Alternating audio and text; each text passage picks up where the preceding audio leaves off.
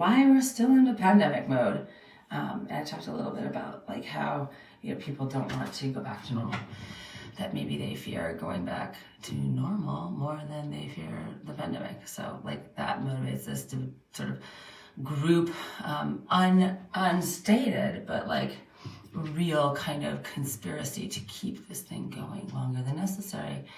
And what's interesting about that is that when you start looking at people's desire to rationale across the board, I think at every level it influences both what we study, what we report, how we interpret the information that we gather, the meaning that we assign to our experiences, and how we reinforce our desires. Like, because people are not rational, we're rationalizing, and now we're rationalizing as this like huge group, and we're doing it like without conscious awareness, to the degree that it can even be like a junior reporter who like knows that like their editor doesn't want to go back to normal. Editor's like, I really like being at home part-time. I really enjoy having the family time, or the ability to, have quiet time, or like who I've become, and like going back is terrifying. Like, we should keep doing this. And then that, editor has a preference for, or bias to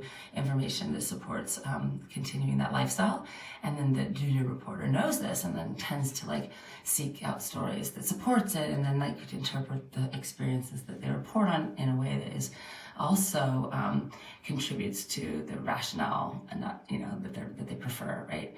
And so what ends up kind of happening is like you get this like echo chamber, epistemic bubble kind of scenario that is really just about like validating a desire to be right and without change. And then that really trickles down to what everybody thinks about what's happening, because there's this narrative being written. And the question I would propose to people, or the thing to think about, idea to play with, is if you can witness this and you agree that you're kind of seeing it even in your own life, and then if you think about the record that's being written in history about the data and about the information that is being told to us today, and also basically is the story that we are telling to our future selves, and how that is, ask yourself, is it true, right? Is it really true? And how easily it was, or is, how easy it is today to reflect a truthiness that we want to support a feeling, or a desire that we are maybe not even aware of. And so that then leads to the question of history, right? And fact and truth and storytelling overall. So when we assume that information is reliable,